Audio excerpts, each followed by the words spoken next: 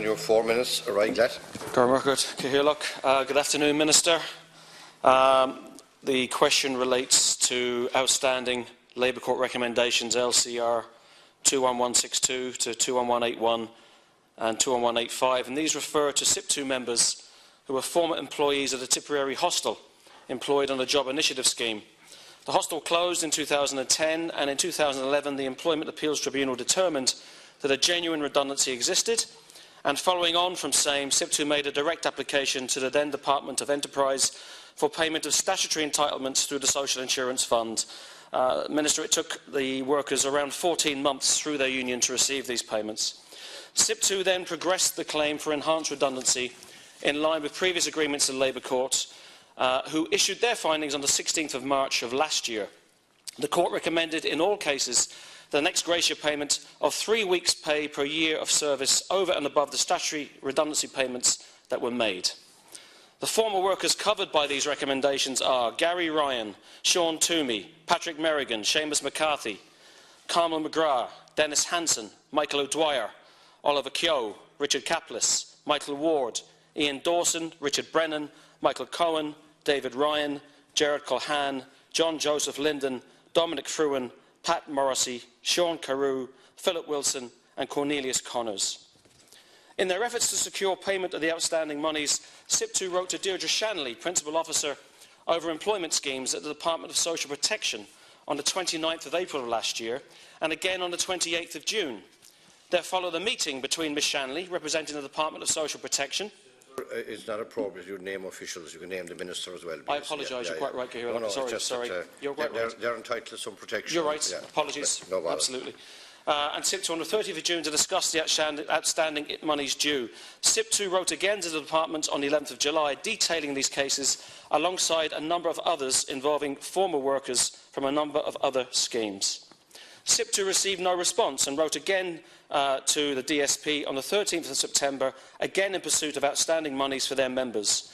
In this correspondence, Eddie Mullen, a SIP2 senior sector organiser, detailed that they had written to the DSP in 2014 confirming their intention to refer a breach of the CE Supervisor Enhanced Redundancy Agreement of 2002, as amended in 2005, to the Workplace Relations Commission. In October 2014, at the request of the DSP, SIP2 agreed to put this referral on hold to allow further talks between the DSP and SIP2. One such meeting took place, but no progress.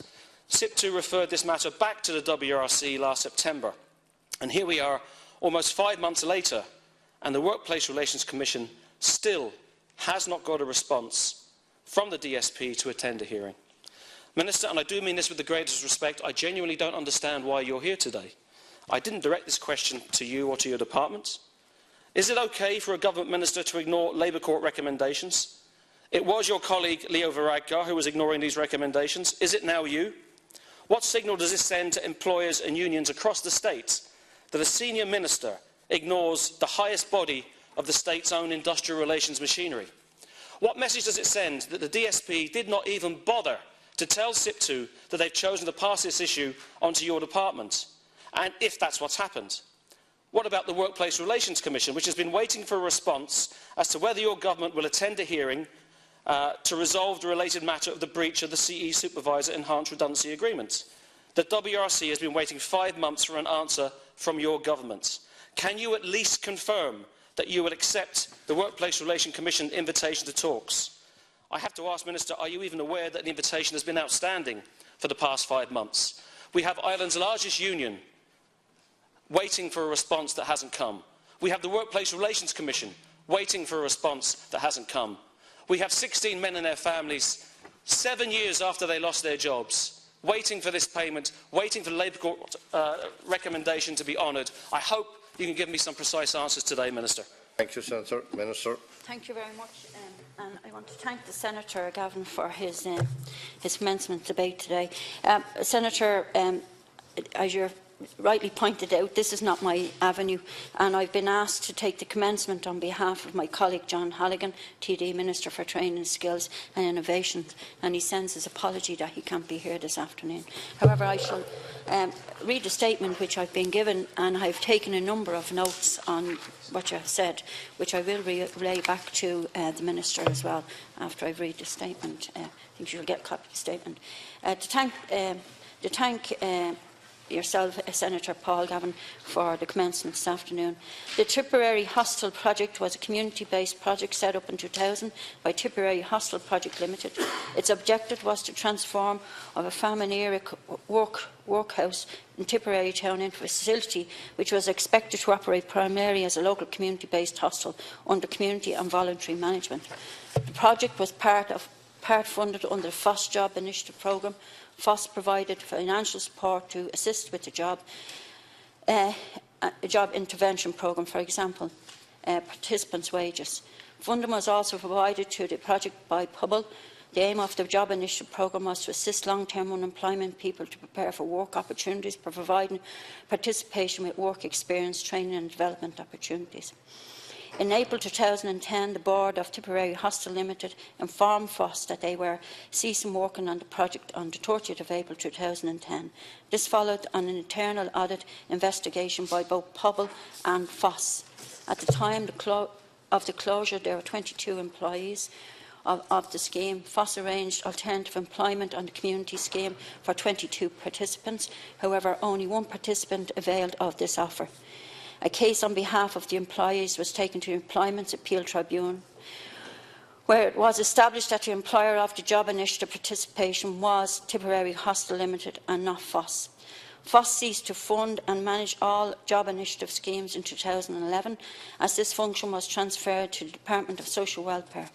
In October 2013, FOSS was abolished and SOLAS was established. SOLAS has no liability for any payments of redundancies to the former participants of the Tipperary Hostel Limited. Its predecessors, FOSS, were never the employer of these participants, and this was confirmed in the Employment Appeal Tribunal. SOLAS was not a party to the LCR recommendations of March 2016, which was LCR 21162 to LCR 21181 and LCR 21185. The parties involved were the Tipperary Hostel Limited and SIP2. In the recommendations of the LRC, the finding was against Tipperary Hostel Limited. Tipperary Hostel Limited stated it had no funds, as it had relied on funding from FOSS and Pubble during its operation. The court recommended that the parties, Tipperary Hostel Limited and SIP2, should jointly cooperate in seeking the necessary fundings from the funding agency to disregard the amount recommended. Tipperary Hostel Limited or SIP2 has not at any stage sought funding from SOLAS or my department. In relation to the decision on the provision of funding, it should also be noted that there is an outstanding liability due to SOLAS of $159,960 from Tipperary Hostel Limited. Hostel has continued to pursue this funding from, SOLAS has continued to pursue this funding from the company. Again, I wish to thank the Senator for giving the opportunity to the Minister to outline the position in relation to the Tipperary Hostel project. Briefly, Senator. Yeah. Thank you, Cahirlock. Minister, I'm extremely disappointed with the response. I hope you can understand why these workers deserve, at the very least, respect. They've been shown no respect by the Department of Social Protection, who in your own reply there, you acknowledged that job initiative schemes were transferred to that party's responsibility. The DSP has met with SIP2, and at no point did they say this has nothing to do with us. There has been a WRC invitation outstanding for 5 months, and I have to say, your government are playing ducks and drakes with this. You're ducking here, ducking there, and these people are waiting for monies due to them as recommended by the Labour Court. The amount of disrespect shown to these workers is in stark contrast to the monies forwarded to banks and developers by your same government. Actually, it's a disgrace, Minister. I don't mean that personally to you. I think you've got a rotten job here today. But I am extremely dissatisfied because I think it's a disservice to this chamber that I have not been able to get one single straight answer on behalf of these workers. And I hope you can do more than that before you leave, Minister. Thank you. I don't think it will be resolved today, Minister. Do you want to... No, I just... Will you accept I'll just the invitation to WRC? Well, see, you admitted yourself, and I know you're very passionate about it, but the Minister is not the line Minister, and she's, I suppose, in one sense standing in for somebody else, and she obviously doesn't have all the answer. I don't think it will be resolved today, but Minister, I allow you to briefly... Just to thank the Senator and to, I suppose, raise my own concerns as to his frustration in the reply, to be honest with you. I will, however, bring back any of the issues that you have outlined in your response and in your formal reply. I will bring them personally to the Minister in question, and I will rely on his office and himself to reply to you in more detail and maybe to answer some of the questions that you have raised. Unfortunately, I'm not here to give you those detailed answers, which I can. It would be wrong of me to try even to, but I will bring on your concerns and your frustration that you have issued here this afternoon to me in taking the commencement, and I will give you my personal commitment on that. Thank you, Minister, and I'm sure that if the line Minister doesn't heed your hintings, Senator Gavan will be back here again, so on the same issue, so hopefully we can be resolved without another. Thank you, Minister.